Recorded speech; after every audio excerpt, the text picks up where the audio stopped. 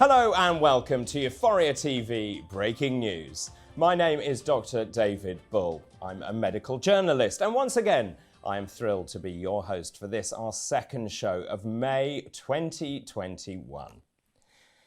This show is all about uncontrolled allergic rhinitis and a global study carried out to determine the reasons underlying uncontrolled disease.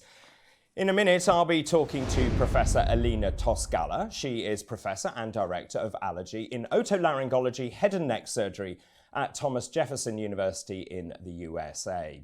Then we'll head to India and we'll speak to Professor Soumya. She is Associate Professor in the Department of Otolaryngology at St John's Medical College in Bangalore.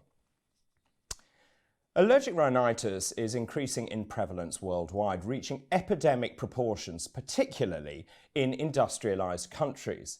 And recent data has shown that up to 35% of patients with allergic rhinitis on medication still have uncontrolled disease and experience bothersome symptoms.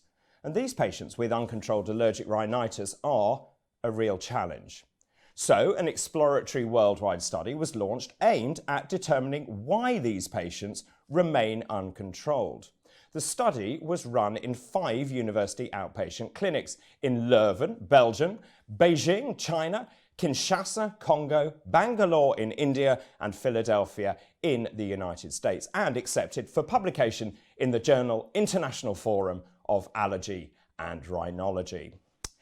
So, to tell us more about the study and to reveal its findings, I'm delighted to be joined by Professor Elina Toskala.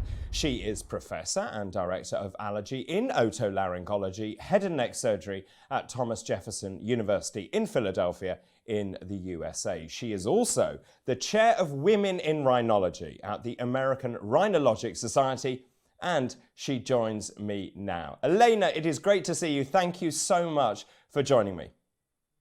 Thank you for having me. So I was just saying in that introduction that about 35% of patients with allergic rhinitis remain uncontrolled. And this study was very much looking at the reasons for that. So tell me a little bit more about the study and how you divided the populations. Yeah, thank you. This is a very interesting study. It's kind of area that we haven't looked a lot into. We aim to look in this study, especially the factors that causes patient not to have control of the allergic rhinitis and their symptoms. And what makes it very unique is that it's in 4 different continents worldwide. We have a wide selection of patients, different environments, different continents, as I said. And we looked into factors that causes you to have your symptoms and not being controlled with your disease, whether this is related to the treatment, to the patient, to the diagnosis, or the disease-related factors. Okay, so given that you had those sort of 4 distinct categories, as you say, disease-related, diagnosis-related, treatment-related, and patient-related, what were the main findings of the study?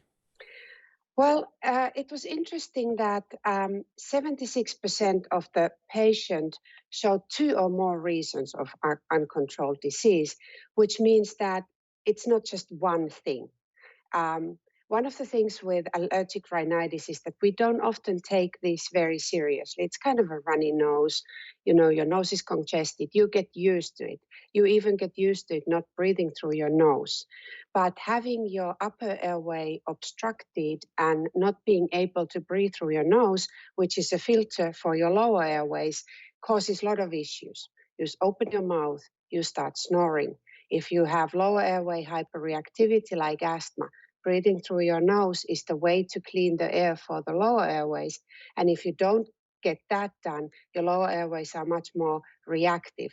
So in overall, just the fact that so many patients have several reasons that the disease is not really controlled was fascinating, because we tend to think that, you know, this is okay, this is normal, we get too used to these symptoms. So I think that was maybe the main finding from the study. Yeah, it's really fascinating, isn't it? That it wasn't just one thing, it was many of those things in those patients and why they remained uncontrolled. Let me ask you, what did you particularly like then about this study?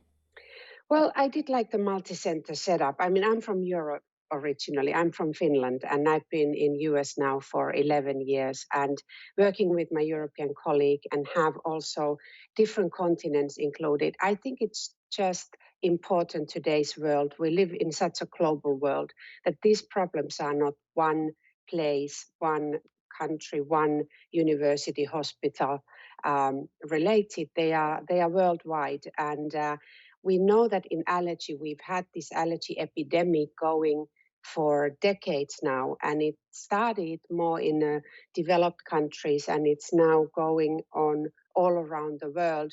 Allergy has been increasing significantly, sensitization has increased significantly, allergic rhinitis, allergic asthma, and so kind of seeing this similar findings in different places, I found it very interesting. And also comparing different health system and cultures, and you still have the same issues. So we are in all this together. Yeah, that's really interesting, actually. So it really was across the globe, wasn't it? And I think that's fascinating, as you say, that we live in such an interconnected world now. So I suppose the final question for you is why or what could physicians then learn from what you found, given that it seems to be multifactorial? What are the take-home messages? Well, I think the first thing is to ask patients, how do you breathe? That's our main thing in life, is breathing and eating, I guess, and drinking to be alive. So breathing is taken so granted that has to be addressed.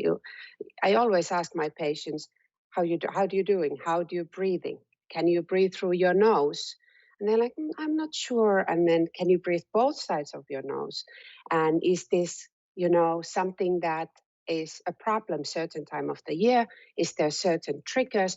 Just to really address the issue that nose is important, allergic rhinitis is important. We have a lot of treatments for it. But first, we have to identify it and we have to diagnose the disease that we can then treat it and help patients. And whether it's medical treatment or a surgical, we have also surgical options, obviously. Allergic rhinitis is an immunological disease, but then there could be anatomical reasons. And me as a surgeon, I also always look into those things. But the first thing is just to identify. Patients see their primary care physicians, and those are the first people that can identify this, just to keep it in mind, to ask question about breathing.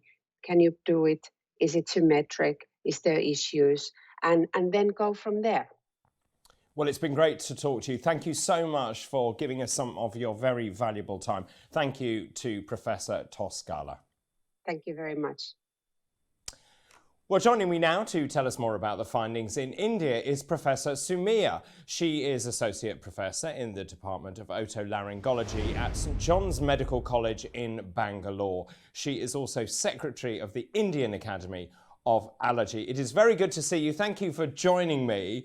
Obviously, we saw different centres there. Let me start by asking you, how do the findings differ in India from the data in the US, Europe and Africa? Thank you, Dr. David. This was a very interesting study, and we found that there were some glaring differences between India and the other countries. For example, we found that there were more females who were affected in India, so compared to males. And it was almost around 69% of our patients were females who had uncontrolled allergic rhinitis. Also, the visual analog score for these patients was very high, which was again much more compared to the other countries. Sometimes it even reached up to 9. While Belgium and Congo had disease-related factors, we had patient-related factors. This was the important difference. Patients refused to take the medications on time in the prescribed schedule, or they lost interest, or they just wanted to have a drug-free time, and they just wanted to experiment. They also wanted to try out different therapies like homeopathy, Ayurveda, etc. And another interesting finding is smoking was less contributory to uncontrolled allergic rhinitis in India. So probably this is because of more females being there, and it is a cultural practice in India that women do not smoke so much. So, that is probably the reason we had smoking not to be contributory. And also people here tend to chew tobacco. Chewing tobacco is more common. We also had a lot of patients with the deviated nasal septum. So this is probably attributed to the more number of normal deliveries happening in India compared to cesarean sections. So in normal deliveries, there's a chance that the nasal septum can be deviated. We also had 6% of the cases because of a wrong diagnosis. Sometimes a CSF rhinorrhea was misdiagnosed as allergic rhinitis. Overall, I would say that two factors, most importantly disease-related and patient-related, made up 73% of the cause for uncontrolled allergic rhinitis. Well, it's so interesting. Obviously, you've then dissected your population. You know far more about them now. So tell me, having done that, does this study then help you in your practice dealing with these patients with allergic rhinitis? This is, in fact, a very interesting question that you have thrown up, Dr. David. This has been a very insightful study. Now I use it in my everyday practice and use this simple algorithm to classify patients with uncontrolled allergic rhinitis. I ask them questions, and based on that, I have a fair idea what exactly could be the cause behind their uncontrolled disease. Is it patient factor, disease factor, treatment factor, or because of the diagnosis the problem is. Also, we are able to understand the several phenotypes that exist in our country, and the knowledge, awareness, and practices, KAP, that is the KAP regime of the people around here. Are they aware? Is our knowledge efficient? And are they practicing what we teach them properly?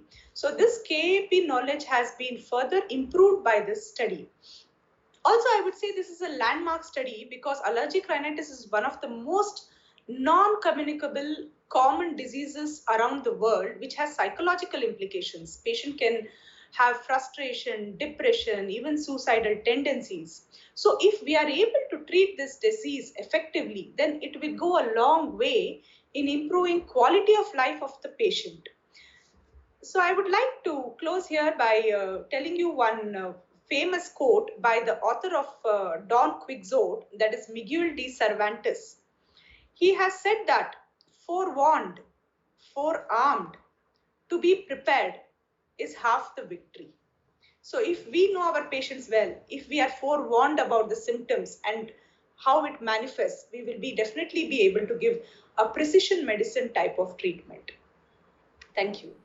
I absolutely love that. Forewarned is forearmed. Thank you very much indeed. It's been a great pleasure to talk to you, Professor Soumya. My pleasure too. Well, that's it for this edition of EUFOREA TV Breaking News. Many thanks to my guests, to Professor Toskala and Professor Soumya, for their insights from the USA and from India, and giving us the global picture on uncontrolled allergic rhinitis around the world. Now, you can find more information about EUFOREA and register for the EUFOREA meetings on the euphorea.eu website, where you can also sign up to receive the latest news via email. And you can also follow us on Twitter. The address for that is @EUFOREA. But that's it for this show. See you soon, and thank you for watching.